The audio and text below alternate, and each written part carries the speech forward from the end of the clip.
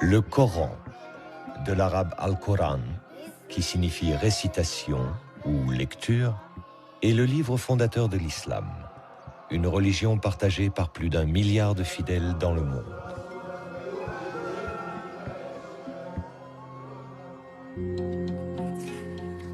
Pour les musulmans, le Coran est le recueil de la parole de Dieu, qui fut révélé au prophète Mahomet entre l'an 610 et l'an 632 de l'ère chrétienne, à la Mecque et à Médine, en Arabie saoudite. L'ensemble de la révélation se répartit en de multiples unités de texte très courtes, appelées versets, au nombre de 6000.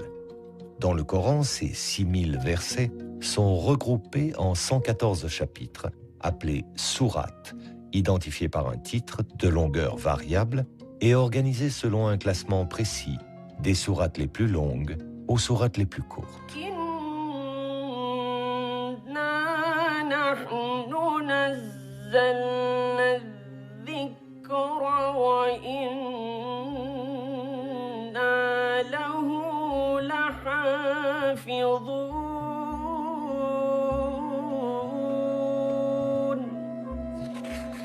Pour la tradition musulmane, Dieu lui-même est le gardien du Coran.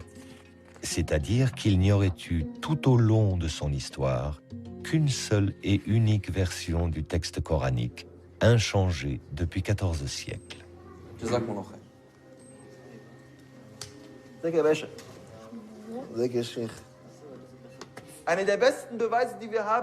L'une des meilleures preuves que nous ayons, c'est le fait que tous les Corans dans le monde entier soient concordants. Le Coran qu'on lit au Maroc est le même que celui qu'on lit en Chine, et celui qu'on lit en Arabie Saoudite, le même qu'on lit ici aujourd'hui en Europe ou en Afrique du Sud. Où que l'on aille, quelle que soit la direction vers laquelle on regarde, c'est toujours le même Coran.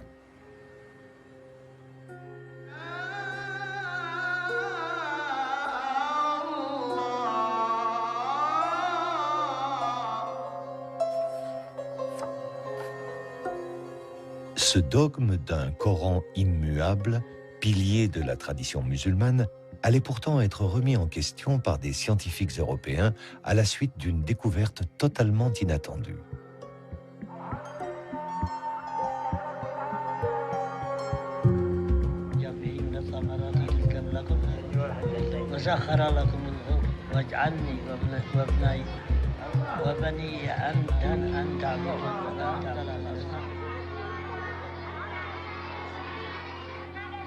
En 1972, le toit de la grande mosquée de Sanaa, la plus ancienne de la ville, s'effondre et laisse apparaître une sorte de cache où se trouvaient dissimulés depuis des siècles des milliers de parchemins. Paolo Costa, un archéologue italien présent lors de la découverte, alerte les autorités yéménites.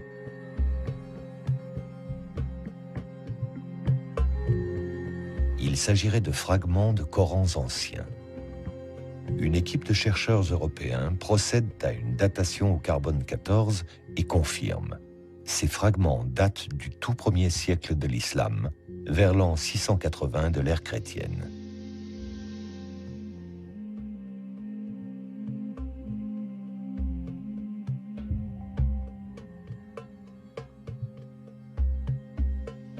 Ce sont les plus anciens manuscrits coraniques connus au monde, avec une écriture très rudimentaire, composée d'un simple squelette de consonnes.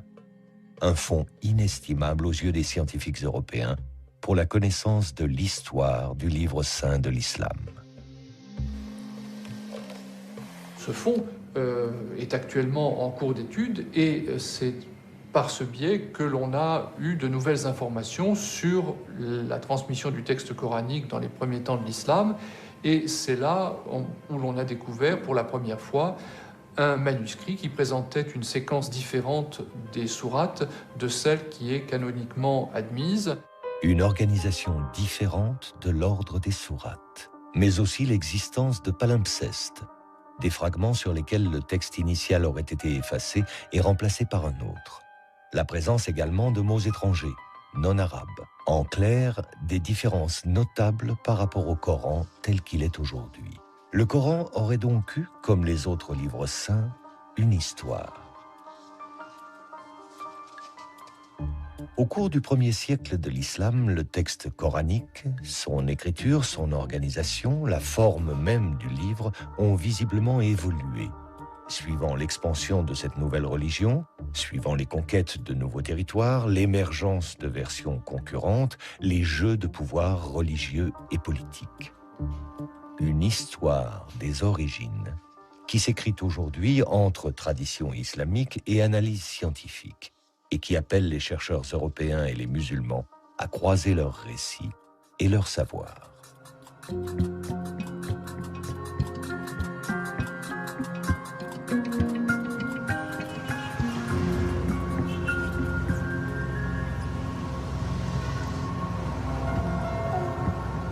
Ferid Haider est étudiant à l'Université libre de Berlin, au département des langues sémitiques et arabes.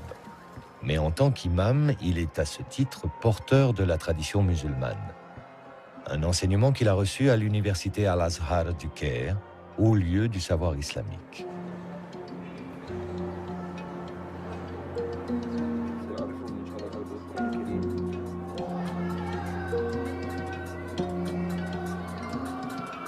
Dans la mosquée, les étudiants venus du monde entier se retrouvent pour des discussions théologiques, un partage de connaissances, et pour la récitation du Coran, comme un écho perpétuel à la révélation faite au prophète Mahomet au tout début du 7e siècle. À cette époque, l'Arabie n'était qu'un vaste désert que parcouraient les nomades et leurs caravanes. L'oasis de la Mecque abritait la Kaaba, un sanctuaire où l'on vénérait encore de multiples dieux, des idoles de pierre. Pourtant, les tribus juives et les chrétiens présents en Arabie diffusaient depuis longtemps déjà l'idée de la foi en un Dieu unique. Parmi les habitants de la Mecque, un homme faisait exception. Il s'appelait Mohammed, Mahomet. Marchand caravanier, âgé d'à peine 40 ans, il avait pour habitude de partir méditer seul dans une grotte. C'est là qu'il a reçu, en l'an 610, sa première révélation. Un homme lui apparut. L'homme marcha vers lui et lui dit « Ikra, lis, au nom de ton Seigneur qui a créé. »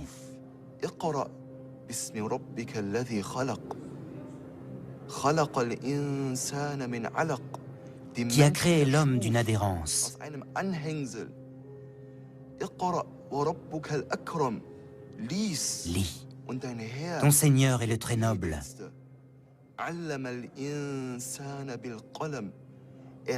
Qui a enseigné par la plume. A enseigné à l'homme ce que l'homme ne savait pas. Et cet homme que le prophète Mahomet a vu, c'était Djibraïl, l'archange Gabriel. Cet archange en qui les chrétiens et les juifs croient aussi. Ces 5 versets furent les premiers de la révélation faite à Mahomet. La révélation, tout entière recueillie dans le Coran, affirme avant tout que Dieu est unique et que Mahomet est son ultime prophète, son messager, dans la lignée d'Abraham, de Moïse et de Jésus.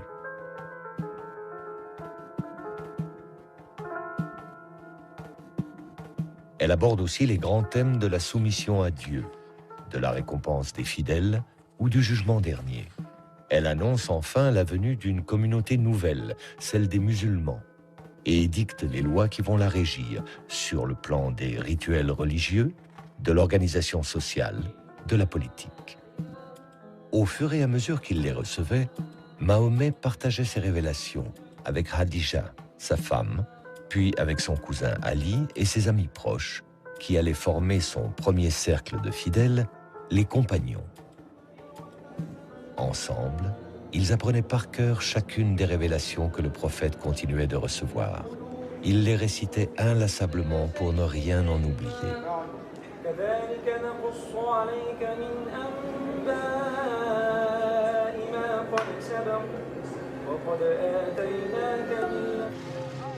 Si la Mecque est aujourd'hui le lieu le plus sacré de l'islam, appelant chaque année par millions les musulmans au pèlerinage autour de la Kaaba, il n'en fut pas ainsi au temps du prophète. Les Mécois se montrèrent tout d'abord indifférents aux prédications de Mahomet. Mais quand le prophète les exhorta à renoncer au culte païen des idoles, ils se mirent à le persécuter. Mahomet fut contraint de quitter la Mecque. C'est à Médine, une oasis où vivaient de nombreux Arabes convertis au judaïsme, que le prophète s'installa en l'an 622 avec ses premiers fidèles, les compagnons, dont Abu Bakr, Omar, Ousmane et son cousin Ali. Médine fut sacrée capitale du premier État islamique. À la tête d'une communauté nouvelle et dotée d'une puissante armée, le prophète Mahomet partit à la conquête de nouveaux territoires.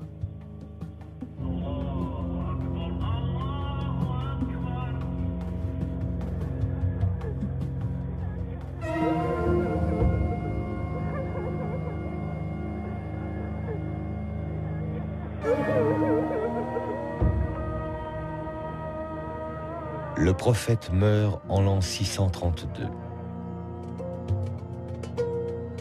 À sa mort, la presque totalité de la péninsule arabique s'était ralliée à la foi monothéiste de l'islam. Mais le prophète ne laissa aucune indication quant à sa succession. Ses 4 compagnons se réunirent et c'est Abu Bakr qui fut désigné premier calife. Ali revendique aussi la succession, au nom des liens du sang qui l'unissaient au prophète, mais le califat lui fut refusé. Et c'est cette première divergence qui, 2 siècles plus tard, divisera les musulmans en 2 branches. Les sunnites, aujourd'hui majoritaires dans le monde, qui s'attachent à la lignée des califes Abu Bakr, Omar et Ousmane, et les chiites, qui se rattachent à Ali. Alors qui, une fois le prophète disparu, allait prendre l'initiative de la mise par écrit du Coran? Qui allait faire des révélations un véritable livre? Avec quelle volonté? Strictement religieuse ou déjà politique? Et dans cette transcription de la parole de Dieu, quelle sera la part de l'intervention humaine?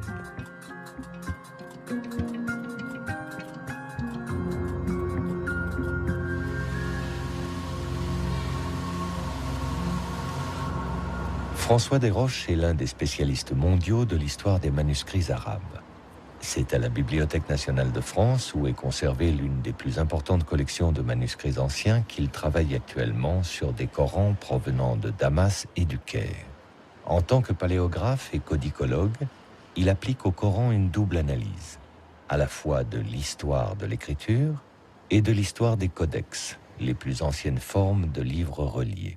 Dans les débuts de l'islam, la mise par écrit du Coran semble avoir été un enjeu important pour les communautés musulmanes. Il y a, semble-t-il, la volonté de réaliser ce qui était une promesse contenue dans le texte coranique, celle d'un kitab, d'un livre qui se matérialise, et on a bien l'impression que transcrire le texte coranique correspondait à une urgence de posséder un livre qui faisait de la communauté musulmane la détentrice d'une écriture au même titre que juifs et chrétiens qui étaient peuple du livre, Ahl al-Kitab.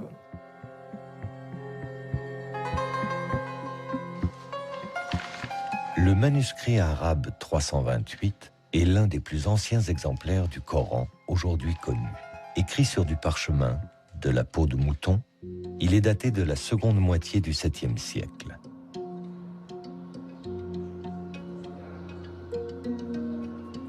Ce manuscrit fut découvert dans une cache de la mosquée Amr, à Foustat, l'actuelle banlieue du Caire, lors de la campagne d'Égypte menée par Bonaparte à la fin du XVIIIe siècle. Les fragments de parchemin qu'il contient, écrits par plusieurs copistes, représentent environ la moitié du texte coranique. En plus de ceux qui se trouvent à la Bibliothèque nationale de France, d'autres fragments sont conservés à la Bibliothèque nationale de Russie à Saint-Pétersbourg, à la Bibliothèque apostolique Vaticane à Rome et dans une collection privée à Londres. Le manuscrit est particulièrement intéressant parce qu'il nous montre un certain nombre de caractéristiques de la transmission du texte coranique à l'époque ancienne, et notamment le fait qu'il était assez commun à ce moment-là de se mettre à plusieurs pour copier le texte sacré. Nous savons que le texte a été copié par plusieurs intervenants parce que les mains sont très caractéristiques. À côté de celle-ci, qui est sans doute la plus importante au sein du manuscrit, nous avons également un autre copiste et qui lui écrit dans un style beaucoup plus élaboré. L'écriture est de type Hejazi, du nom du Hejaz, la région d'Arabie où se trouvent la Mecque et Médine. C'est l'une des notations les plus anciennes de la langue arabe, constituée uniquement d'un squelette de consonnes et donc d'une lecture très difficile. Il n'existait pas ou peu de signes qui permettent de distinguer des lettres identiques. Les voyelles brèves non plus ne sont pas notées. Quant aux sourates, elles n'étaient pas identifiées par un titre, mais juste par un espace vide qui les séparait. À l'évidence, par rapport au Coran actuel où la ponctuation, l'organisation du texte ne laisse place à aucune imprécision, les premiers manuscrits coraniques, avec leur écriture rudimentaire, pouvaient être source d'erreurs de lecture, voire d'interprétations différentes du texte sacré. Mais pour les premiers musulmans, le recueil de la parole divine pouvait-il courir ce risque?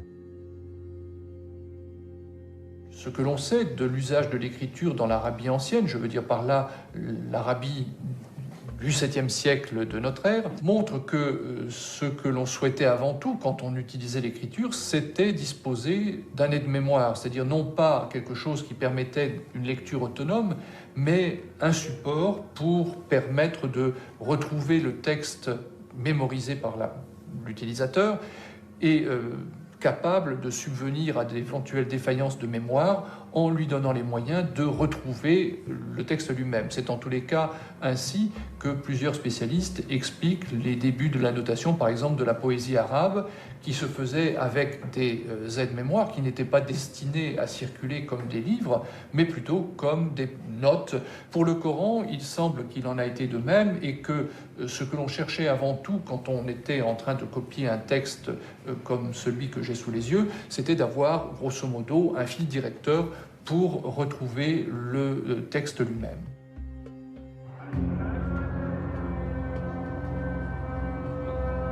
Même utilisée comme aide-mémoire, et malgré ses insuffisances orthographiques, la mise par écrit de la révélation coranique montre la grande confiance que témoignaient les premiers musulmans dans la capacité d'un livre à assurer la sauvegarde de la révélation coranique. Restait à donner à ce livre, fût-il encore dans sa forme primaire, un statut central, unique. En un mot, un statut de texte canonique.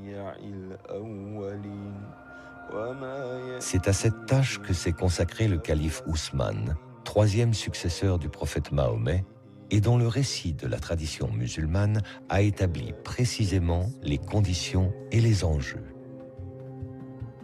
À l'époque du calife Ousmane, l'empire islamique s'est considérablement étendu. Au nord, vers les provinces de Cham, l'actuelle Syrie, mais aussi à l'est, vers les provinces de Perse, et à l'ouest, vers l'Égypte. Ces conquêtes ont incorporé à l'empire des populations converties à l'islam, mais ne maîtrisant pas la langue arabe. Et voilà pourquoi il y eut parmi les musulmans des désaccords concernant la récitation du Coran, notamment dans des endroits très éloignés de la Mecque et de Médine, ces berceaux de l'islam. Et les musulmans commencèrent à se disputer, en particulier lors de 2 batailles contre les Arméniens et les Azéris. Et l'un des plus proches compagnons du prophète Mahomet, qui portait le nom de Hudayfa, était présent lors de ces batailles. Et quand il s'en revint après avoir vu ces conflits entre les musulmans, il alla sur le champ retrouver Ousmane ibn Affan, qui était le calife de l'époque. Et il dit à Ousmane ibn Affan: « Oh Ousmane, sauve cette Oumma, sauve cette communauté avant qu'elle ne se divise et avant qu'elle ne se dispute au sujet de son livre, comme l'ont déjà fait les Juifs et les chrétiens avant eux.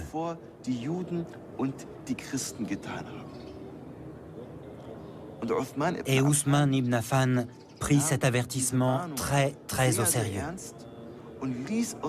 Et c'est la raison pour laquelle il fit convoquer une commission à laquelle il demanda de faire plusieurs copies du Coran. De Médine, les copies furent envoyées vers les principales villes de l'Empire musulman, vers la Mecque, Basra, Koufa, Damas et le Caire. Le calife Ousmane imposait ainsi sa version officielle que la tradition musulmane retiendra comme la Vulgate d'Ousmane, la forme canonique du texte coranique qui, encore aujourd'hui, est la version de référence. Mais l'imposition de cette Vulgate se fit au prix de décisions despotiques. D'autres versions du texte coranique existaient dans l'Empire, concurrentes, avec un nombre de versets ou une organisation différente des sourates. Les plus connues furent celles de Ali, le cousin du prophète Mahomet, qui, selon la tradition chiite, aurait compté 3 fois plus de révélations coraniques que la Vulgate d'Ousmane, et celle d'Ibn Masoud, qui fut lui aussi un des proches du prophète. Le calife Ousmane interdit ces versions concurrentes à la sienne et demanda leur destruction définitive. Ibn Masoud, qui ne voulut s'y soumettre, fut publiquement châtié.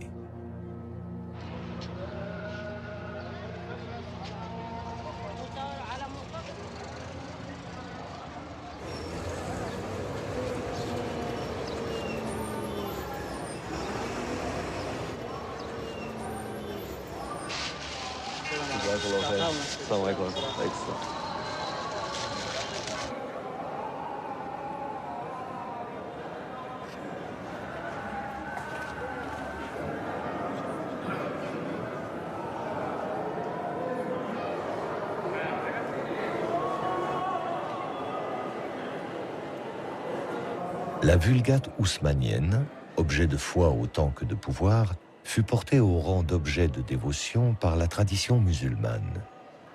Dans la mosquée Al-Hussein du Caire, un exemplaire du Coran attribué à Ousmane serait gardé derrière cette porte que les fidèles embrassent. Une véritable relique que, exceptionnellement, Ferid Haider est autorisé à approcher.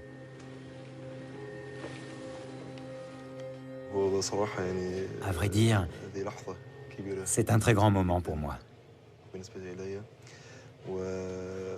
Ceci est bien l'un des exemplaires du Coran qui a été écrit à l'époque d'Ousmane.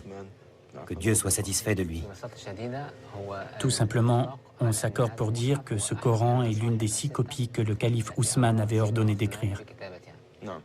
On peut voir les pages et prendre connaissance de cette écriture. Il est grand au nom d'Allah. Il n'y a ni ponctuation ni voyelle. Bismillah.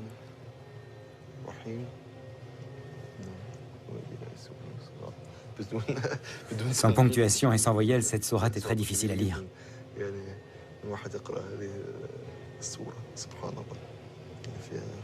Je peux voir la dernière page?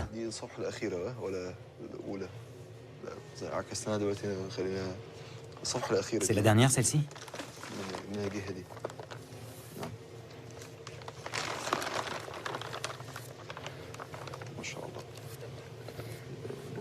C'est la dernière. C'est la sourate An-Nas, les hommes, n'est-ce pas? Oui, gloire à Dieu. C'est grandiose, c'est incroyable quand on y pense. Que ce Coran ait été écrit de la main de l'un des vénérés compagnons.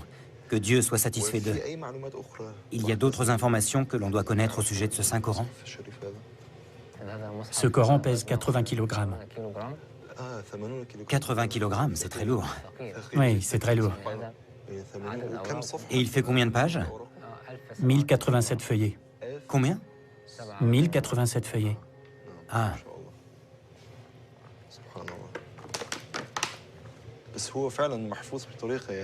Franchement, la conservation est superbe. Il a plus de 1400 ans, c'est vraiment très ancien. Si vieux et malgré cela, gloire à Dieu, on dirait qu'il a été écrit il y a à peine 100 ans. Dieu est grand, c'est merveilleux. On dit qu'il y a des taches de sang dans ce Coran. Je ne sais pas à quelle page elles se trouvent. Pourtant, elles existent bel et bien, mais j'ignore où.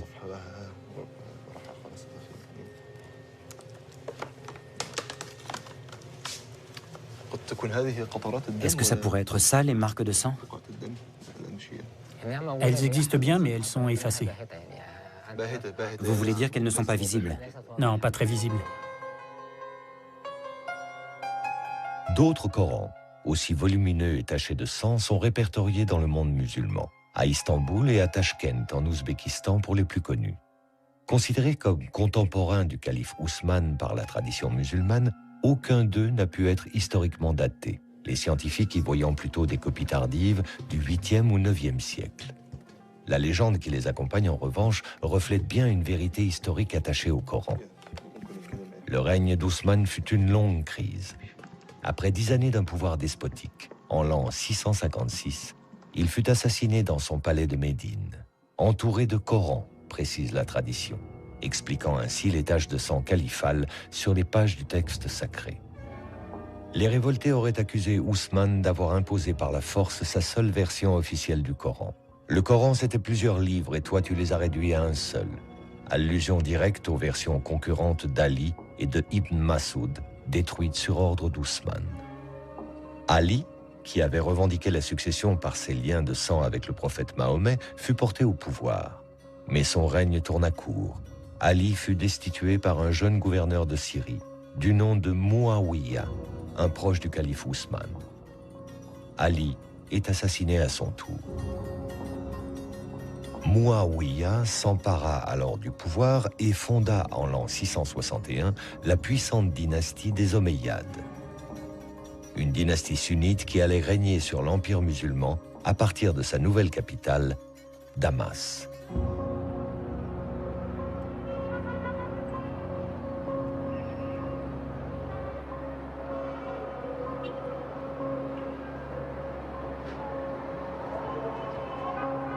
Trente années à peine après la mort du prophète Mahomet, et une fois mise en place une première version canonique du texte sacré par le calife Ousmane, le Coran allait, sous les Omeyyades, entrer dans la seconde phase de son histoire.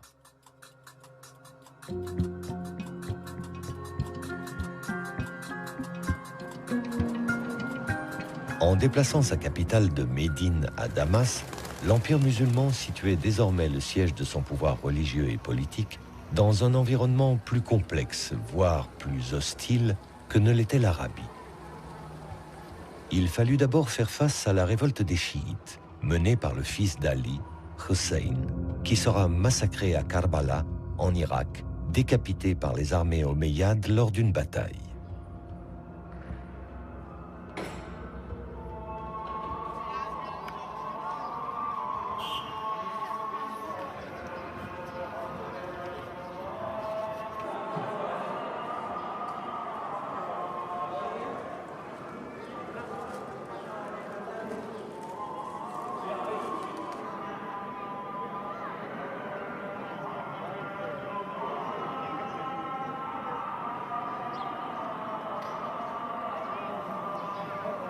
Selon la tradition, la tête de Hussein serait conservée, curieux paradoxe, dans la mosquée même des Omeyyades, relique aujourd'hui vénérée par les pèlerins chiites venus d'Iran. Avec le massacre de Hussein, les Omeyyades ne mettaient pas fin à la lignée chiite, mais ils amorçaient une victoire future, symbolique. Les chiites allaient reconnaître la Vulgate d'Ousmane comme texte coranique officiel et unique pour l'ensemble de la communauté musulmane. L'autre défi, d'importance, se trouvait du côté de Byzance et de son puissant empire chrétien gréco-oriental, lui-même héritier de l'empire romain. Les conquérants arabes musulmans lui avaient déjà ravi les provinces de Syrie et d'Égypte, mais pour le calife Muawiyah, l'influence de Byzance sur la Méditerranée restait un obstacle pour lui qui voulait porter l'islam vers l'Ifriqiya, la porte de l'Afrique du Nord.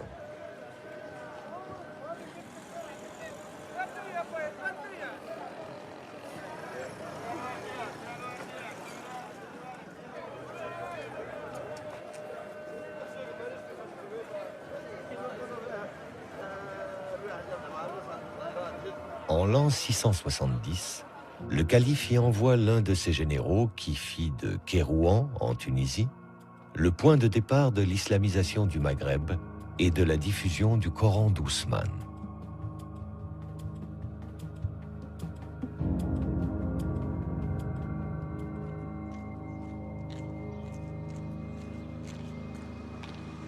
Le général y édifia une grande mosquée et les fidèles musulmans nouvellement convertis y furent regroupés autour du seul et unique Coran d'Ousmane.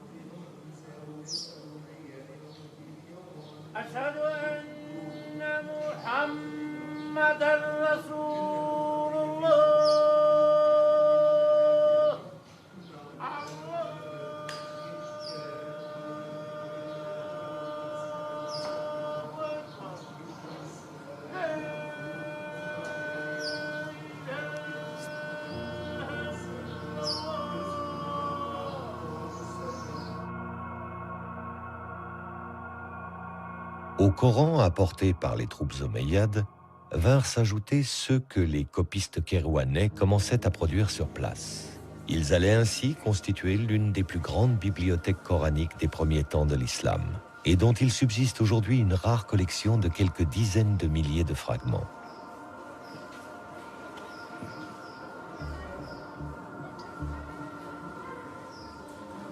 Parmi eux, 2 exemplaires historiques de Coran de l'époque omeyyade.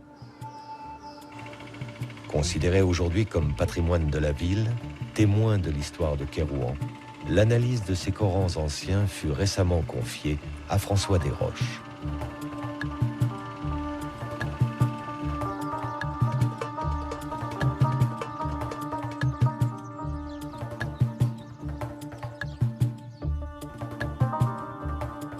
Sous la direction de Mourad Rammah, docteur en archéologie islamique, les précieux fragments de parchemins coraniques sont minutieusement restaurés.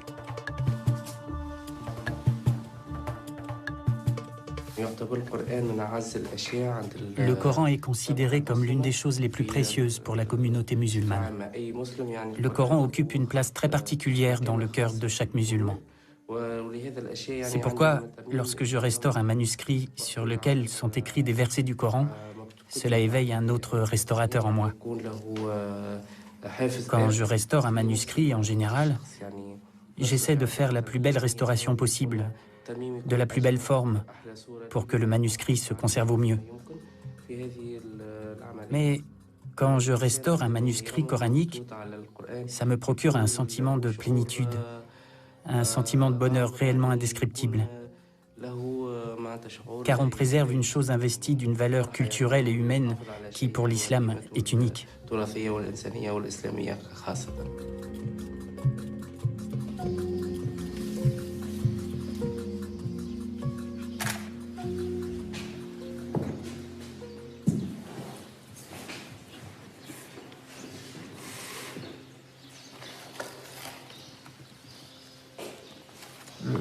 Le style d'écriture s'apparente assez bien à ce qu'on connaît sous le nom d'écriture du Hejaz, le nom de la région où se trouvent les 2 villes saintes de la Mecque et de Médine. De quelle époque vous daterez le cas échéant? C'est le début du 8e siècle et j'imagine que ça pourrait coïncider avec la deuxième phase, disons, de l'installation musulmane à Kérouan. Absolument.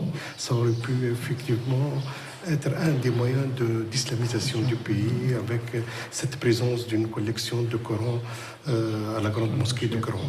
Il y a sans doute eu une volonté de faire durer ce manuscrit. On le voit dans ces pages qui ont été repassées pour les rendre plus lisibles. Absolument. Je ne pense pas qu'à Kérouan, dans les manuscrits de la collection, on observe de divergence par rapport à ce qui est la Vulgate osmanienne, c'est-à-dire que les sourates sont dans l'ordre où on les connaît actuellement. On a l'impression effectivement que dans l'histoire, il y a eu une volonté de diffusion de copies de référence qui a été très forte. Là, c'est vraiment tout à fait autre chose. C'est sublime et c'est vraiment grandiose. Si on ouvre une page, on a vraiment la vision de la taille de ce manuscrit qui était impressionnant. Impressionnant, effectivement. Nous disposons de plus de 250 feuillets, alors qu'effectivement, on considère que ce manuscrit, il était constitué de 500 feuillets. Il faut penser 500 pour. Oui, ça représentait un volume énorme. Donc là, même si ça n'est pas forcément exactement le tout début du 8e siècle, c'est vraiment la première moitié. Et c'est un témoignage tout à fait exceptionnel sur la diffusion du texte coranique à cette époque et l'art du livre aussi, parce qu'il faut quand même remarquer cette espèce de saut qualitatif tout à fait impressionnant entre les deux manuscrits. La finesse du trait, on a affaire à des professionnels du dessin, des gens qui sont déjà des enlumineurs qualifiés. Et donc il y a une grande variété de couleurs et de motifs aussi. Oui, ce motif de flèche est assez exceptionnel. La qualité du décor et surtout sa variété, on a l'impression qu'il n'y a pas deux sourates précédées d'un bandeau identique, que ce soit du décor végétal ou du décor davantage géométrique. Oui. Encore aujourd'hui, ça reste un manuscrit impressionnant par sa dimension. On a vu tout à l'heure un autre manuscrit qui était quand même beaucoup plus petit, peut-être une page. On voit bien la différence de valeur et la différence des moyens mis en œuvre. Oui, ça, je crois que c'est un des joyaux de la collection.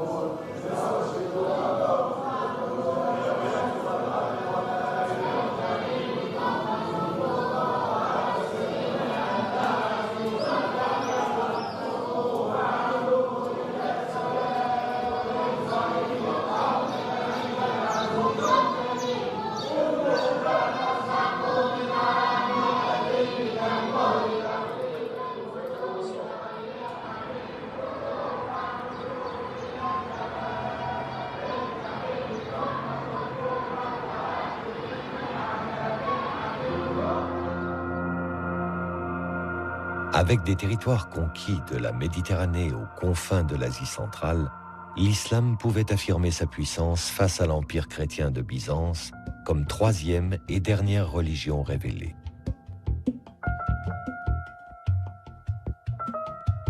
Il lui restait cependant à donner une véritable expression à cette puissance, mais dans une grandeur de l'islam liée à l'histoire du christianisme. L'artisan en sera Abd al-Malik, le calife le plus flamboyant de la dynastie des Omeyyades. Il fit de l'édification des premiers monuments de l'islam et de la réforme du Coran les deux piliers de son règne qui débuta en l'an 685.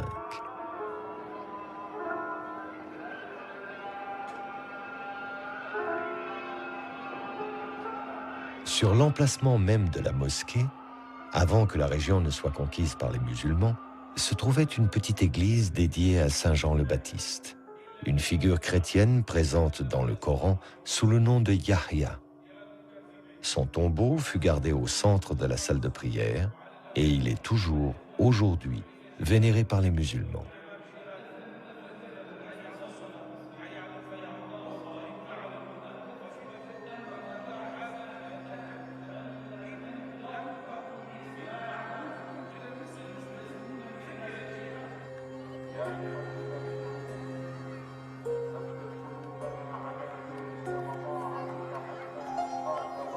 La présence des chrétiens en terre musulmane s'est également traduite dans l'art des décors omeyyades, dont la grande mosquée de Damas témoigne encore et que François Desroches vient observer aujourd'hui, cherchant à en établir le lien entre l'architecture et les Corans omeyyades, dont un en particulier, rarissime, qui fut découvert à Sanaa en 1972. Les décors vont être sans doute la façon la plus directe de percevoir les changements qui sont opérés et qui introduisent une synthèse entre le savoir-faire des sujets chrétiens ou juifs de l'Empire arabe et les besoins des nouveaux maîtres. On fera appel à des artisans et des artistes chrétiens, certains seraient même venus prêtés par l'empereur byzantin, et les décors qu'ils vont installer sont bien sûr marqués par la culture qui est la leur, adaptés naturellement aux exigences particulières du monde musulman.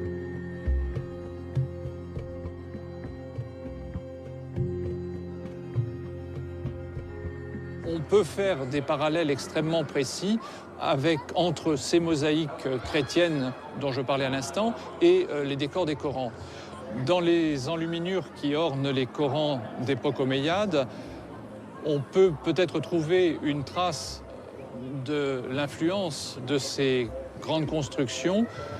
On peut naturellement rapprocher la structure de la grande mosquée de Damas avec cette enluminure qui figure sur la page de droite de ce célèbre fragment trouvé à Sanaa il y a de cela quelques années.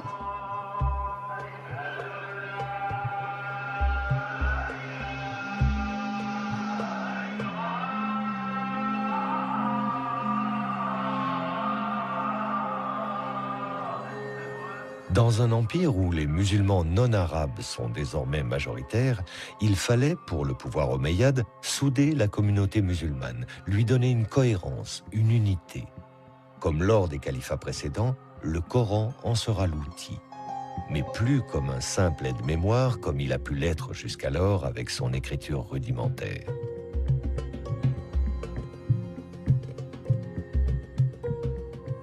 Pour le calife omeyyade Abd al-Malik, l'amélioration de la Vulgate d'Ousmane s'imposait. Au défectueux squelette de consonnes, il fit ajouter des ponctuations très précises. Distinction des lettres similaires, notation des voyelles, indication de prononciation. Ainsi complété, le texte coranique ne pouvait plus prêter à des erreurs de lecture ou à des interprétations contradictoires ou dissidentes. Le calife Abd al-Malik appela les foules musulmanes à ne suivre que ce qu'il imposait comme l'unique version du Coran, celle d'Ousmane, mais au texte désormais définitivement fixé. Et comme le fit le calife Ousmane avant lui, Abd al-Malik fit envoyer des copies officielles dans les capitales de l'Empire.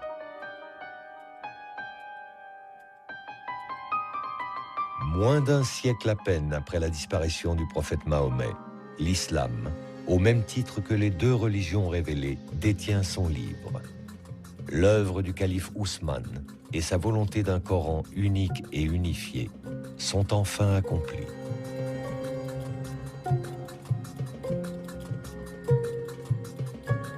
La Vulgate d'Ousmane, vénérée par la tradition musulmane, est la seule référence pour l'édition du Coran aujourd'hui dans le monde.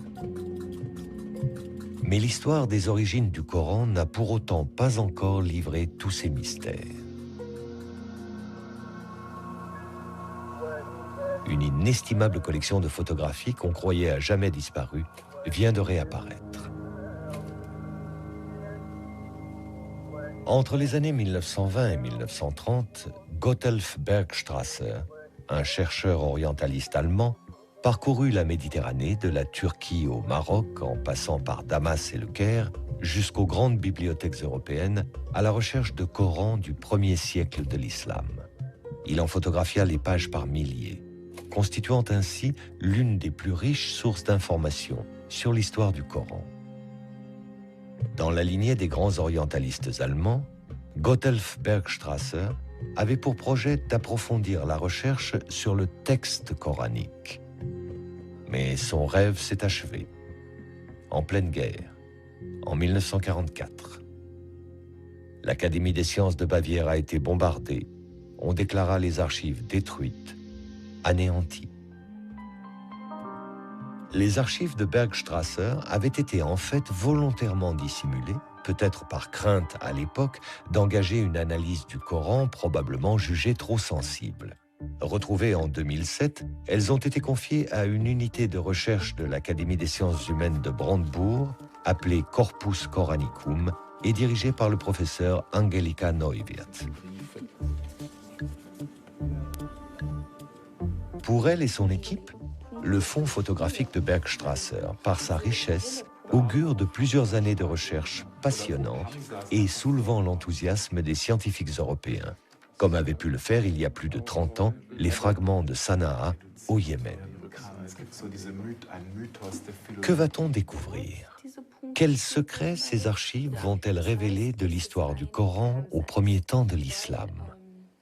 Il est encore trop tôt pour le dire, mais il est sûr que les archives de Bergstrasser offrent une opportunité nouvelle, exceptionnelle, d'élargir le champ d'analyse du Coran, mais avec une approche, aujourd'hui, partagée entre tradition scientifique et tradition musulmane. Nous essayons toujours de transcrire et d'analyser les manuscrits les plus anciens du Coran, car ils sont d'une plus grande importance et sont plus proches de l'époque à laquelle le Coran a été envoyé sur Terre.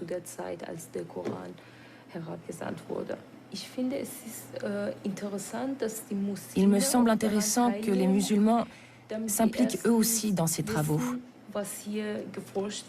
D'abord pour savoir quelles sont les recherches menées ici, avec quelle méthode, et ce que l'on pense du Coran en Occident. Ensuite, si les musulmans prennent part à ces études orientalistes, cela leur permettra peut-être de faire changer des opinions parfois défavorables à l'islam et au Coran, qui sous-entendent que tout cela est faux et falsifié.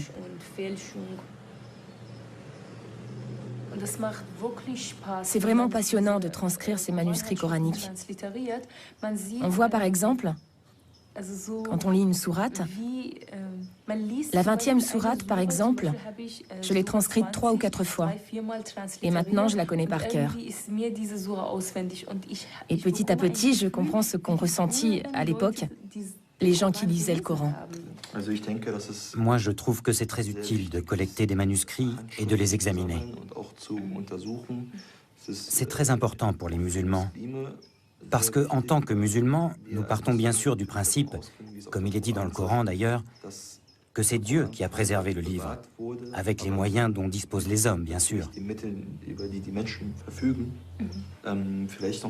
J'aurais peut-être une autre question.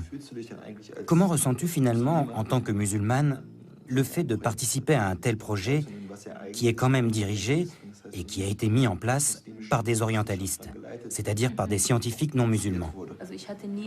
Cela ne m'a jamais vraiment posé de problème. Il est vrai que nous avons une autre approche du Coran. Nous le percevons vraiment en tant que livre saint. Et nous y voyons notre religion. Donc tu n'y vois pas de contradiction? Personnellement, moi non plus. Pour autant que je sois au courant de ce projet, je ne ressens pas là de contradiction. C'est vrai. Parce que ces gens travaillent de façon très objective. Et scientifique. Et ils ont un point de vue scientifique. Et je ne pense pas que nous, en tant que musulmans, devions avoir de problème avec une approche scientifique. Oui. Parce que je pense qu'en tant que musulmans, nous devons peut-être tout simplement avoir, ou trouver, la force d'aborder la question sous un angle scientifique. Oui, absolument. Ne serait-ce que pour montrer que nous n'avons pas peur. Parce que si je dis que je ne veux pas d'une approche scientifique, que ça me suffit de croire que ça vient vraiment de Dieu et que ça n'a pas été falsifié, c'est un signe extérieur de faiblesse. Oui. Ça voudrait dire que j'ai peur que cela mette en évidence quelque chose qui ne serait peut-être pas très bon pour nous, musulmans, ou pour l'islam, parce que cela contredirait ce en quoi nous croyons. Mais je n'ai aucun souci là-dessus. De toute façon, en Allemagne, les orientalistes sont toujours des Allemands. Et je trouve que ce ne serait pas mal que les musulmans aient un jour la possibilité D'y prendre part. Un peu, oui. Absolument. L'un de nos premiers objectifs est de partager nos propres constatations ou nos propres points de vue sur le Coran avec des musulmans. À long terme, nous espérons bien sûr pouvoir fédérer autour d'une idée qui n'est d'ailleurs pas neuve, à savoir que l'on peut mettre nos deux traditions sur un même plan et que l'on peut tirer des enseignements de toutes les deux. Ce qu'il nous faut, c'est une interaction. Ce qui, face à la mondialisation, devrait d'ailleurs être le cas depuis longtemps. Interaction entre deux traditions du savoir qui peuvent en quelque sorte s'aligner. En ce sens, nous sommes dans le même bateau que les musulmans. Et nous ne voulons en aucun cas pratiquer notre recherche coranique de façon, comment dirais-je, académique. Alors qu'il y a des millions de musulmans qui sont curieux, qui s'intéressent et qui disposent eux-mêmes d'un savoir que nous n'avons pas. Si nous voulons vraiment nous approcher du Coran, nous avons besoin d'une étroite collaboration avec des érudits musulmans. Sans eux, ce n'est pas possible.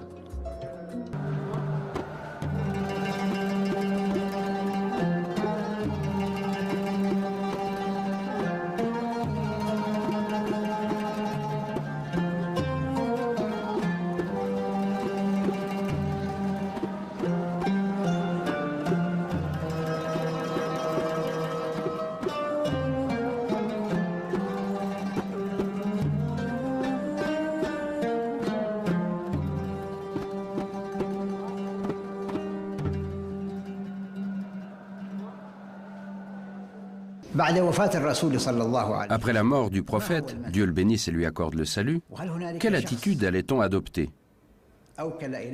Et y a-t-il une personne que le prophète ait désignée pour commander aux musulmans après lui? Au sens étroit du terme, il est clair qu'il n'y avait pas une personne en particulier qui aurait pu être véritablement le successeur du prophète.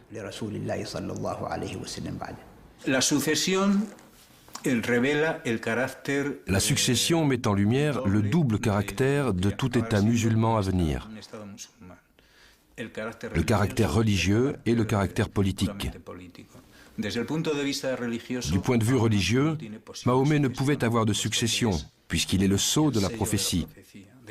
Après lui, il n'y a pas d'autre prophète. Là où il peut y avoir succession, c'est dans le domaine politique, succéder au guide, au leader de la communauté. Là, il y a eu un litige. Je ne dirais pas un conflit. Les partisans de Médine, bien sûr, ont dit « Ce pays est le nôtre et nous avons donné asile aux émigrés. Il serait donc normal que la succession nous revienne. » Un homme entra dans la mosquée et dit « Les Médinois se sont réunis dans le vestibule des Saada et ont fait allégeance à Saad, leur chef. » Abou Bakr se leva et sortit avec Omar, laissant Ali auprès du prophète. En entrant dans le fameux vestibule, ils y trouvèrent réunis tous les Médinois qui leur parlèrent ainsi. « Nous voulons nommer comme chef l'un des nôtres. Choisissez-en un parmi vous, un prince, et de cette manière tout le monde sera content. » Abou Bakr prit la parole, et après avoir cité tous les versets du Coran faisant l'éloge des Médinois, il ajouta « Mais vous savez que le prophète a dit « La fonction de présider appartient aux Mécois Koraïchites. » Les partisans médinois s'écrièrent « S'il faut absolument un Koraïchite, nous désignerons Ali, le gendre du prophète. C'est le plus renommé d'entre les Koraïchites. » Mais Omar dit alors à Abou Bakr « Étends la main et reçois notre serment, car tu es un respectable Koraïchite et le plus digne. » Et Omar lui prêta serment. Alors les Médinois, honteux de leur résistance, se précipitèrent vers Abou Bakr et prêtèrent devant lui le serment d'allégeance. Mais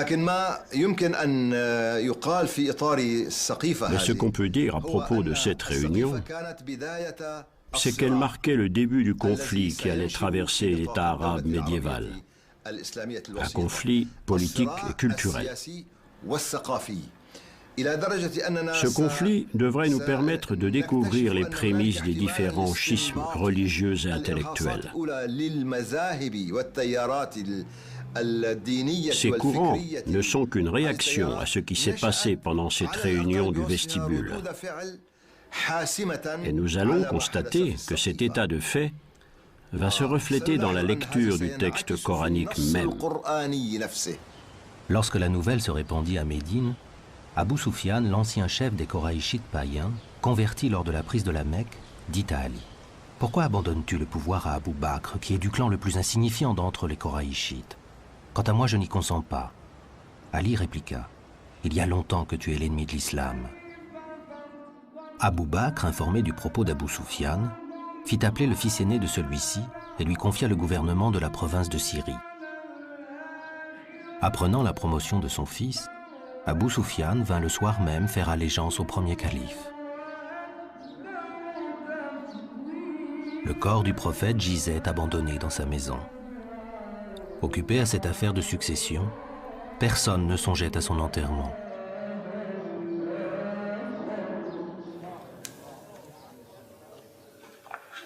Quel héritage Mahomet a-t-il légué en tant que prophète? À sa disparition, il y a d'une part des fragments d'un Coran dispersés dans tant de mémoires de compagnons, et d'autre part le souvenir de ses gestes et paroles, les hadiths. Il faudra attendre longtemps, 2 siècles, pour que les souvenirs du personnage seulement humain de Mahomet soient élaborés en cette énorme institution hadith, ou tradition prophétique. Cette institution de hadith prendra une place telle qu'elle aura quasiment la même autorité que le texte révélé, le Coran. L'islam sera alors, peut-être indûment, ce jeu de miroir entre la parole de Dieu et ce qui la rend humainement audible, la parole du prophète sacralisée dans le hadith. Une des erreurs concernant le prophète, qui a contribué à la pétrification de l'islam durant les siècles qui ont suivi, c'est la sacralisation des hadiths, c'est-à-dire de ses paroles et de ses faits et gestes. Les sunnites considèrent tous les compagnons comme des témoins infaillibles et presque comme des demi-dieux. C'est ce que je pense et j'espère ne pas me tromper, car ils les considèrent comme des guides qui ne se trompent jamais, et ceci n'est pas une vision objective. Il faut être réaliste. Même les compagnons du prophète étaient d'abord des politiques. Quand le prophète est mort, on s'est réunis chez les Saada. Et ceux qui étaient chez le prophète et qui ont entendu parler de cette réunion s'y sont précipités. On dit que le prophète n'a été enterré que 3 jours après sa mort. C'est historique. Donc la vision objective, c'est celle du Coran qui considère les compagnons comme des êtres humains qui peuvent commettre ou non des erreurs et que Dieu jugera.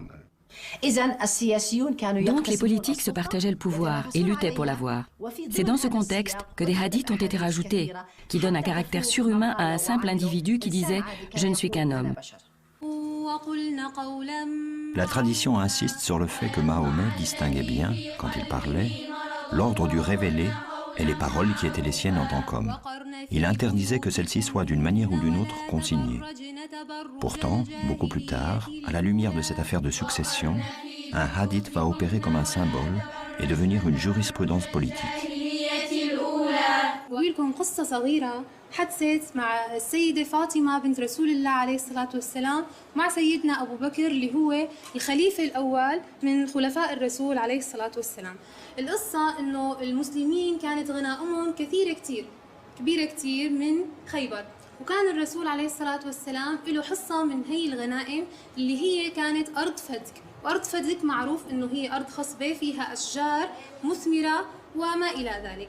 فبعد وفاة الرسول عليه الصلاة والسلام راحت السيدة فاطمة إلى أبو بكر الصديق باعتباره الخليفة الأول لرسول الله وبإيده أمر المسلمين كلهم. شو قالت له؟ طالبت بحصتها من ماذا؟ من أراضي خيبر أو من ميراث والدها. فذهبت إلى سيدنا أبو بكر وطالبت بذلك. لكن أبو بكر شو قال لها؟ قال لا والله إني لسمعت رسول الله عليه الصلاة والسلام يقول نحن معاشر الأنبياء لا نورث ما تركناه صدقة. Dès la mort de Mahomet, pratiquement toute l'Arabie va contester la religion qu'il a apportée. Mettant en cause le pilier de l'aumône obligatoire, la zakat, les provinces d'Arabie vont diriger les armes contre un pouvoir central à peine né. Ce violent reniement, dont l'un était dirigé par une femme prophétesse, Soujah, va être vigoureusement réprimé par le premier calife Abou Bakr. Telle sera la seule réalisation de son court mandat, qui aura duré 20 mois. Les Koraïchites ont été à l'avant-garde pour réprimer la rébellion qui a éclaté à la mort du prophète. Après le retour des rebelles à l'islam, on a décidé qu'il serait mieux d'orienter le potentiel guerrier de ces gens vers l'extérieur des frontières. Autrement, ils ne tarderaient pas à reprendre les armes à l'intérieur. De là est venue l'idée des conquêtes. Les commandants de ces armées étaient de la tribu des Koraïchites, les nouveaux convertis. Et la plupart des soldats étaient ces nomades qui avaient participé à cette rébellion. Il va de soi que lorsqu'une nation est occupée à faire des conquêtes, elle en vient à oublier ses querelles internes. En politique, c'est connu. Lorsqu'un État ou une organisation, quel qu'il soit, doivent affronter un péril extérieur, l'union se fait à l'intérieur.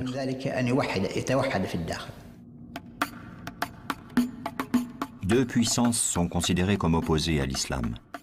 La Byzance chrétienne trinitaire et la Perse zoroastrienne. Face à ces deux adversaires, les musulmans vont donner un autre sens à la notion de djihad. Jusque-là, notion générale qui désignait dans le Coran et pour Mahomet n'importe quel combat contre le mal, que ce mal soit en soi-même ou partout autour de soi. Vers 637, après avoir conquis l'empire perse chancelant, Omar, au nom de ce même djihad élargi, affrontera Constantinople. Quant au fait que l'islam se soit répandu par la force, si nous cherchons dans le Coran pour voir si l'islam ordonne l'utilisation de la force, dans les versets du Coran et la Sunna, la tradition du prophète, nous voyons bien qu'il n'y a aucune obligation à se convertir à l'islam. Aucune contrainte. Quand le Coran parle des objectifs du combat, il dit « Combattez dans la voie de Dieu contre ceux qui vous feront la guerre. Combattez-les jusqu'à ce que vous n'ayez point à craindre la tentation. » Il les met en garde contre la perte de leur liberté de croyance, afin que les musulmans ne soient pas opprimés et qu'ils ne soient pas détournés de leur foi.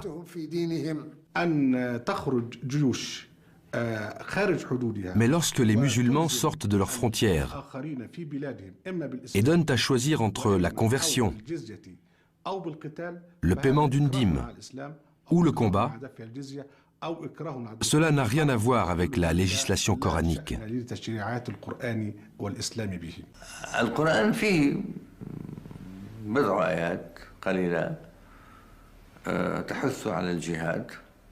Dans le Coran, il y a quelques versets qui incitent au djihad. Les croyants se battent sur la voie de Dieu. Cela veut dire que lorsqu'ils conquièrent des pays, ils commencent par proposer l'islam. S'il est accepté, ils y entrent pacifiquement. Sinon, ils entrent par la force.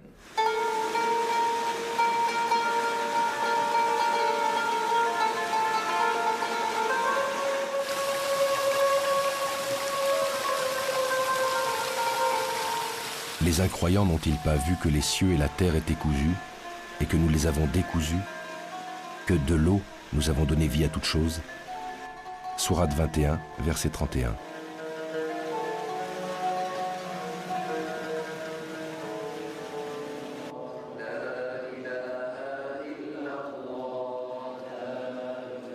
Omar fonde l'administration à l'image d'un véritable État. Il institue une fiscalité, devient un mythe de la justice directement rendu par le chef. Après 10 ans de califat, Omar mourra assassiné par un esclave tueur à gages. Si le Coran a recommandé la consultation générale, Shura, dans tout ce qui concerne les affaires publiques, y compris la désignation du pouvoir suprême, Omar a laissé un testament politique désignant seulement 5 notables qui nommeront son successeur, le 3e calife Othman. La carte de l'expansion sera jalonnée par les tombeaux des compagnons combattants, qui deviendront des lieux d'attachement et de souvenir à l'islam originel, celui de Mahomet.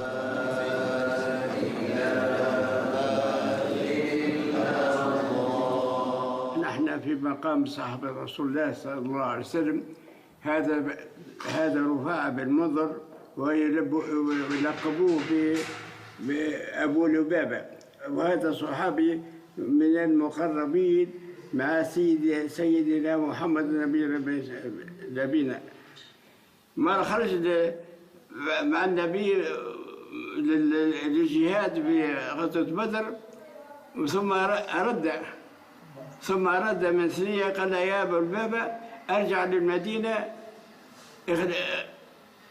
أهنيني عليها أخاف يرجع عليها عدو ولا حاجة من بعدي قال يا رسول الله ما تحرمنيش من أهل بدر قال فلك أجر أهل بدر ولك أجر الخلافة بعد هذا تحل الفتح تاع أفريقيا في أيام سيدنا عثمان هي أفريقيا مجاهد متطوع مع الأولاد أصغر منها مع الجيش ولا وقتها هو عمره تقريبا 75 عام وانا صرت مرضى من قريب القابس هني يقول بطراح يقول في مطرح وادي الغيلان توفى ثم جابوه جاب سنين الظهر هذه كانت البقعة هذه فارغة دفنوه هذه يقول لها ظهرة الصويدة.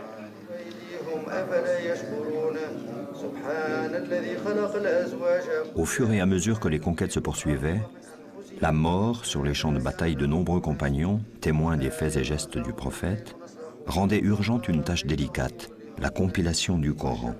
Il faut se souvenir que le Coran s'est transmis d'abord oralement. Les musulmans, même aujourd'hui, comprennent et considèrent le Coran comme un phénomène oral, avant de le considérer comme une réalité textuelle. C'est la récitation qui est l'expérience la plus authentique et la plus profonde que l'on puisse avoir du Coran.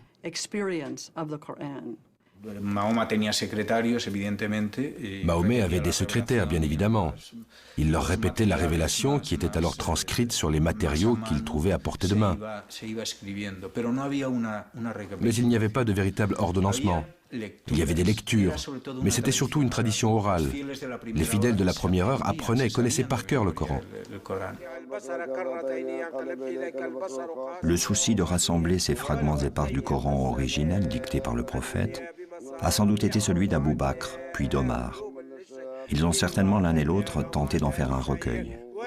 Mais ni l'un ni l'autre n'ont eu l'intention de réaliser une structure organisée de sourates. En ce qui me concerne, je suis persuadé que le Coran était à cette époque-là dans l'ordre qu'on lui connaît actuellement pour ce qui est de l'enchaînement des versets dans chaque chapitre.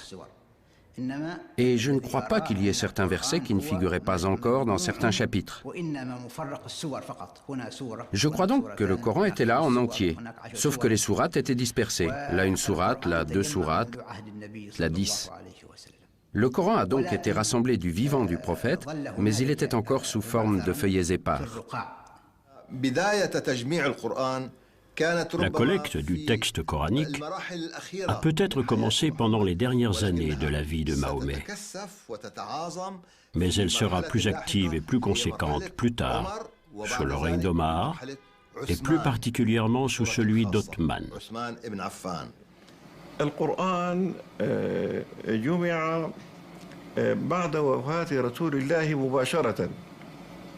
Le texte du Coran a été rassemblé juste après la mort du prophète.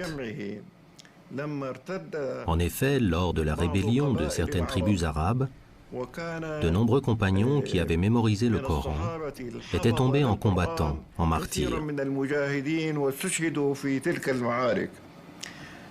On craignit donc que la perte de ces mémoires vivantes n'entraîne la perte d'une partie du Coran.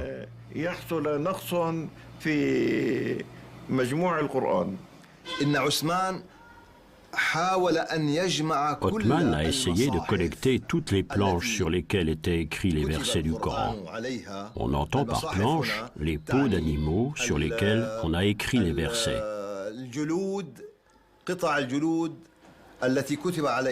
Il a donc rassemblé tout cela pour pouvoir choisir et il a constitué le Coran. C'est ce qu'on appelle le Coran d'Othman. Puis, si l'on en croit les chroniques, il a détruit le restant des planches.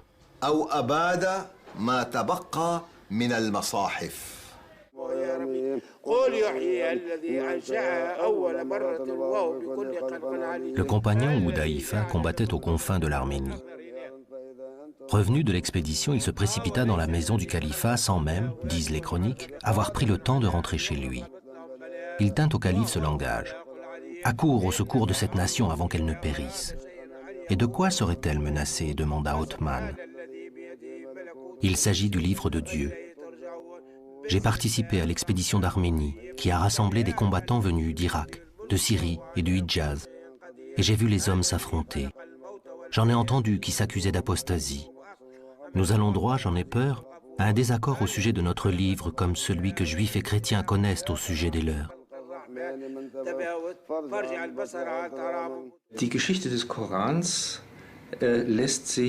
Il est impossible, aujourd'hui encore, d'écrire clairement l'histoire du Coran. Nous avons des versions très détaillées qui nous viennent de la tradition islamique, mais il y a à l'intérieur du Coran des éléments qui indiquent qu'il n'a pas été écrit d'un seul jet.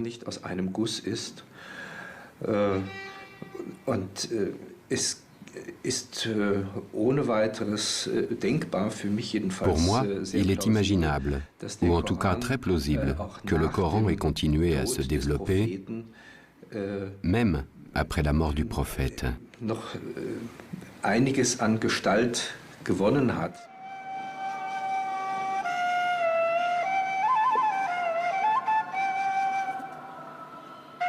Louange à Dieu, souverain de l'univers, le clément, le miséricordieux, souverain au jour de la rétribution. C'est toi que nous adorons, c'est toi dont nous implorons le secours. Dirige-nous dans le sentier droit, dans le sentier de ceux que tu as comblés de tes bienfaits, de ceux qui n'ont point encouru ta colère et qui ne s'égarent point. Première sourate, la Fatiha.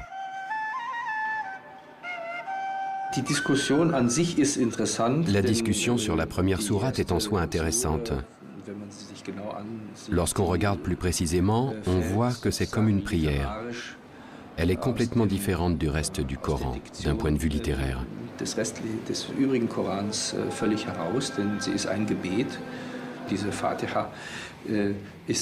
Cette Fatiha, cette ouverture, n'est sûrement pas apparue après Mahomet.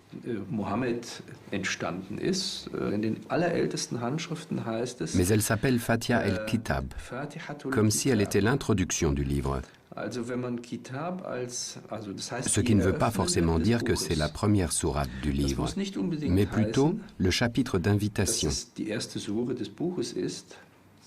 C'est la raison pour laquelle on dit Kitab. Il s'agit de l'introduction au Coran.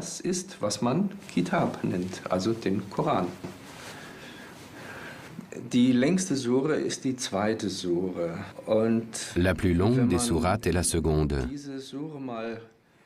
Or, si on observe sans parti pris cette sourate, on s'aperçoit que c'est un assemblage de répétitions, un assemblage de sujets qui s'entrechoquent brutalement. On pourrait presque dire que cette sourate donne l'impression de réunir tous les versets laissés pour compte dans la rédaction du Coran.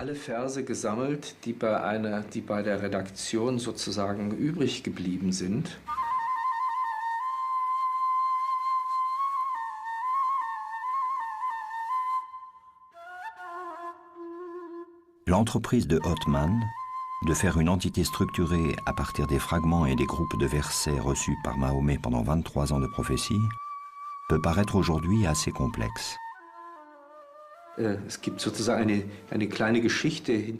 Il y a pour chaque verset du Coran une sorte de petite histoire qui raconte comment cette révélation est advenue.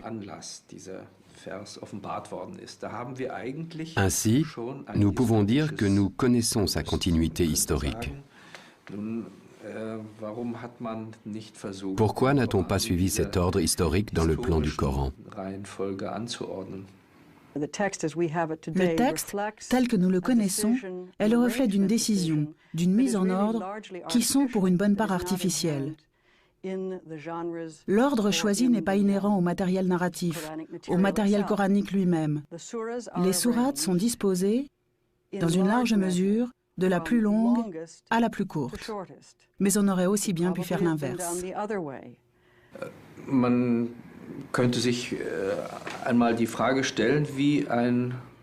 On peut se demander à quoi ressemblerait un livre contenant l'ensemble des révélations placées dans leur ordre d'apparition.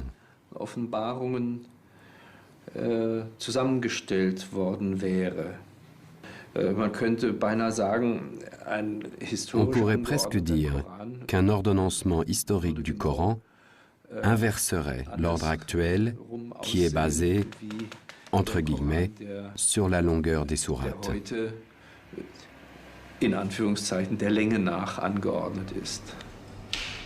La tradition présente les choses d'une manière simplificatrice. Othman, initiateur de ce grand projet, en vertu de sa position de calife, désignera une commission de 5 anciens secrétaires du prophète. Il énonce la règle qu'une citation soit attestée par 2 compagnons irréprochables, comme étant un passage du Coran, et la voici consignée comme telle. Pourtant, déjà à l'époque, tout n'allait pas de soi. Ainsi, par exemple, à l'initiative de Othman, un passage du Coran jusqu'alors considéré comme une seule sourate sera scindé en deux. L'une des deux sourates portera le nom de sa tribu, Quraysh. C'est un exégète fort connu, Ibn Kathir, qui l'affirme ainsi, pour donner à sa tribu glorieuse le privilège d'une sourate portant son nom dans le Coran. La structure voulue par Othman a ceci d'étrange qu'en offrant une infinité d'entrées à ce livre, elle le rend sujet à toutes les interprétations possibles. D'aucuns disent qu'il y a là une raison majeure qui a conduit à l'assassinat de Othman.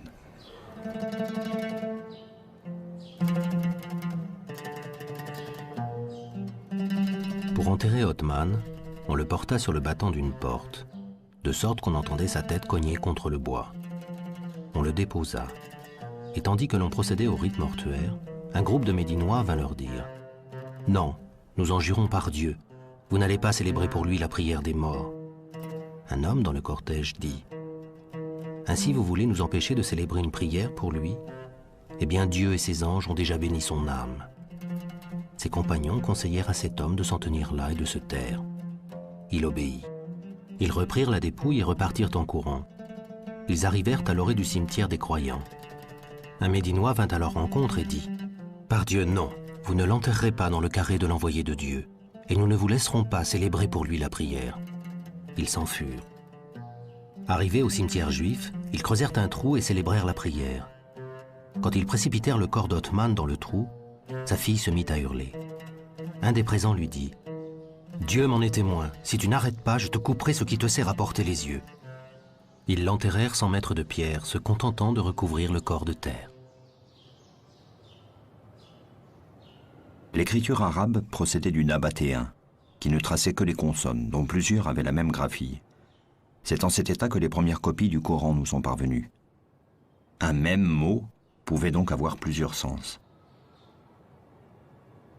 Um einmal einen Eindruck zu geben von dem Unterschied zwischen einem Pour donner une idée de la différence entre un texte du Coran avec toutes ses voyelles et avec ses signes de différenciation et un texte du Coran sans tous ces ingrédients qui sont bien plus tardifs, on place côte à côte deux versions d'un texte assez connu, le début de la deuxième sourate. Die relativ bekannt sind, es ist der Beginn der zweiten Sure. Si quelqu'un voulait se cantonner à l'étude de la tradition écrite, on pourrait lire ce texte arabe ainsi. Ce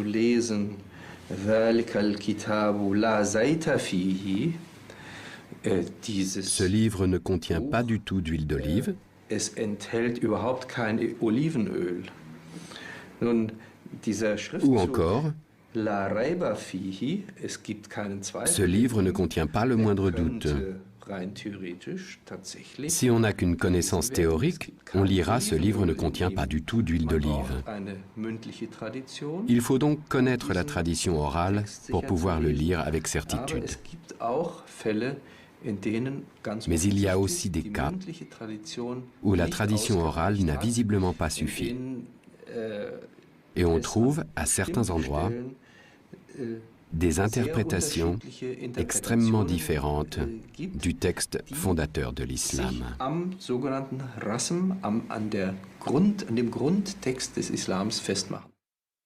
Nous n'avons envoyé avant toi, dit le Coran à Mahomet, aucun apôtre auquel Satan n'eût suggéré des erreurs dans la lecture d'un livre divin.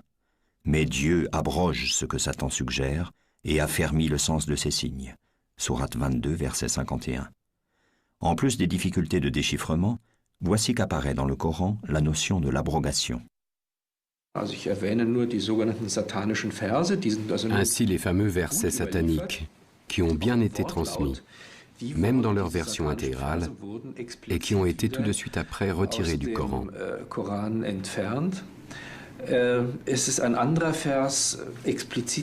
Il y a un autre verset qui a été éliminé, le verset de la lapidation, qui est en outre fondamental pour les juristes.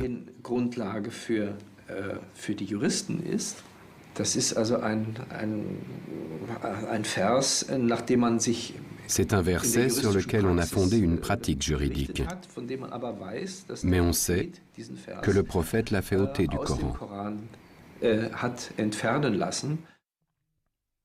Le vieux et la vieille adultère, lapidez-les jusqu'à ce que mort s'en suive. Tel est le châtiment que Dieu leur réserve. Verset retiré du Coran.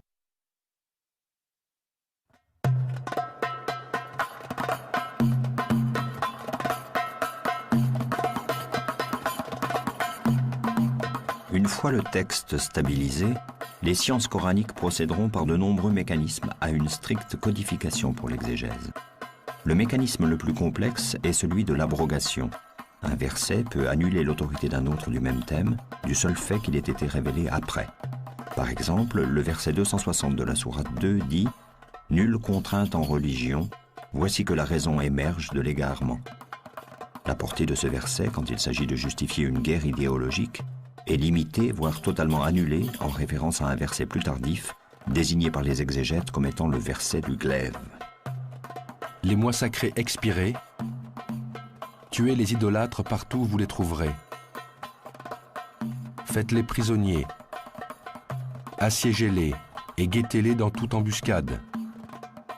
Mais s'ils se convertissent, s'ils observent la prière, s'ils font l'aumône, alors laissez-les tranquilles, car Dieu est indulgent et miséricordieux. Sourate 9, verset 5. Le Coran est clair, mais cette clarté est devenue obscurité. Nous l'avons abrogé. Il n'y a pas de contrainte en religion. Jésus dit dans l'Évangile, « Lequel de vous allumera une lampe et la mettra sous le boisseau? Il doit la mettre à un endroit élevé pour qu'elle éclaire le monde entier. » Le concept « nulle contrainte en religion » est la lumière qui éclaire le monde. Et nous avons abrogé cela. Nous nous sommes abrogés. Nous avons abrogé les prophètes. Nous avons abrogé l'esprit humain avec la pratique de la contrainte. C'est un crime à l'encontre de l'homme, à l'encontre de Dieu et à l'encontre de l'histoire. En islam, il n'y a pas de différence entre la sphère du profane et la sphère du religieux, entre ce qui est à César et ce qui est à Dieu. La charia, la loi coranique, veut que Dieu gère tous les rapports qui règlent la cité des hommes. La législation ici dessine les champs du licite et du permis. Étant donné que Mahomet est le sceau des prophètes et qu'il a été envoyé à toute l'humanité, en quoi sa prophétie est-elle différente des autres prophéties? Les lois de l'Ancien Testament ont été édictées pour des situations particulières. En revanche, les lois édictées dans le livre de Dieu à Mahomet sont fondées sur le principe des limites.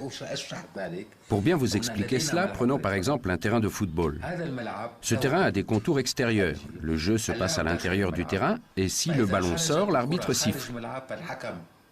Il y a des règles du jeu sur le terrain, mais il y a des milliards de possibilités de jeu. Par exemple, il a dit « Vous couperez les mains des voleurs, hommes ou femmes ». La limite du châtiment, c'est le fait de couper la main. Mais en dehors de cela, il y a des millions d'autres possibilités. Mais gare à ne pas dépasser la limite, car alors tu deviendras un barbare et un sauvage.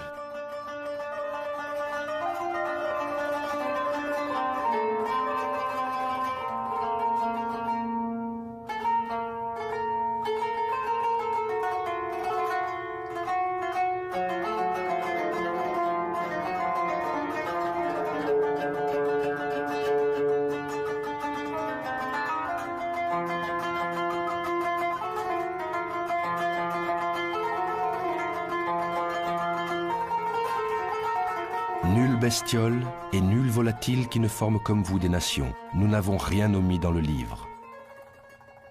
Sourate 6, verset 38.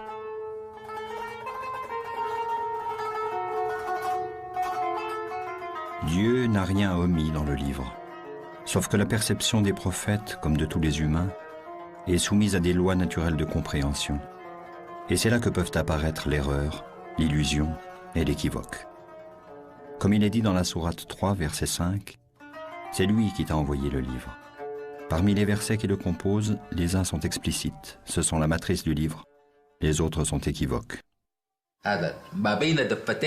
Entre les deux planches de la couverture du livre, tout est la révélation reçue par Mahomet. Tous ces versets sont mis ensemble, puisque tous ont été révélés à l'envoyé de Dieu. Seulement, ils sont de deux sortes, les versets explicites et les versets équivoques. Le Coran, dans un verset, insiste sur le fait qu'il y a des versets équivoques, c'est-à-dire ambigus, et des versets dont l'énoncé est clair et le sens absolu.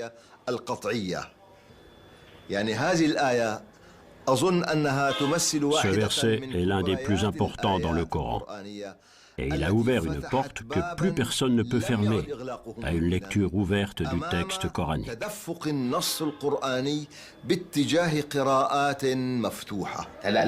Les versets explicites reçus dans le message prodigué à Mahomet et aux prophètes qui l'ont précédé peuvent subir des variations, commandées par Dieu d'époque en époque. La preuve, c'est que Dieu a donné une révélation à Moïse et l'a transformée avec Mahomet.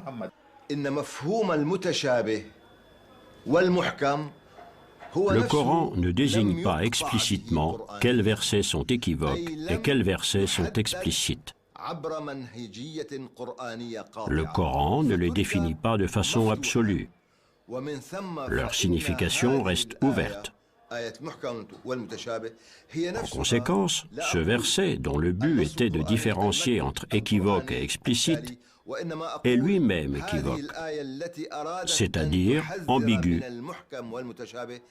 ce qui élargit l'horizon du texte coranique.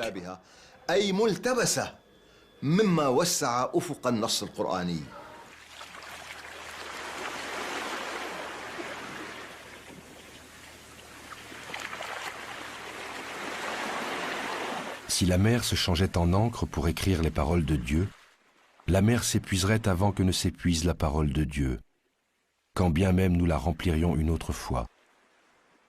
Sourate 18, verset 109.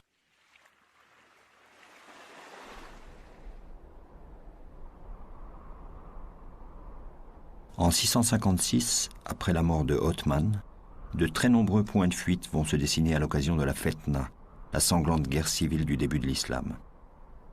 Empêché de gouverner, le 4e calife Ali, cousin et gendre de Mahomet, conclura cette ère de califes clairvoyants qui ont marché sur les pas du prophète. Le pouvoir sera désormais essentiellement, sinon totalement, politique. Pendant un siècle au moins, et à partir de là, il s'exercera sous la menace des révoltes et des scissions qui donneront naissance aux principales doctrines, sunnisme, chiisme, kharijisme.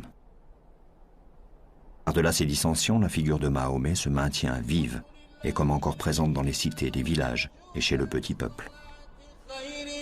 Portrait du prophète, d'après Tabari. Il était de taille moyenne, ni très grand, ni très petit. Son teint était d'un blanc rosé, ses yeux étaient noirs. Les cheveux de sa tête étaient longs et lui allaient jusqu'aux épaules, ils étaient noirs. Sa barbe qui entourait tout son visage était bien fournie. Son nez était droit, ses dents écartées. Son cou était blanc, son dos était charnu et robuste. Entre les deux épaules, il avait une excroissance de la grandeur d'un dirham, entouré de poils non clairsemés, mais touffus. Au fil des siècles, l'islam de Mahomet ira à la rencontre des peuples du monde. De l'Espagne à l'Inde, de Byzance au Maghreb, de la Perse aux profondeurs de l'Afrique et de l'Asie. C'est toute une civilisation riche de savoir, de science, de culture et de spiritualité qui se bâtit. Aujourd'hui, plus d'1 milliard d'hommes et de femmes se réclament d'un même livre, le Coran, d'un même prophète, Mahomet, et d'un Dieu unique qu'ils partagent dans le message de Moïse et de Jésus, au-delà des conflits et de l'ignorance, avec d'autres femmes et d'autres hommes.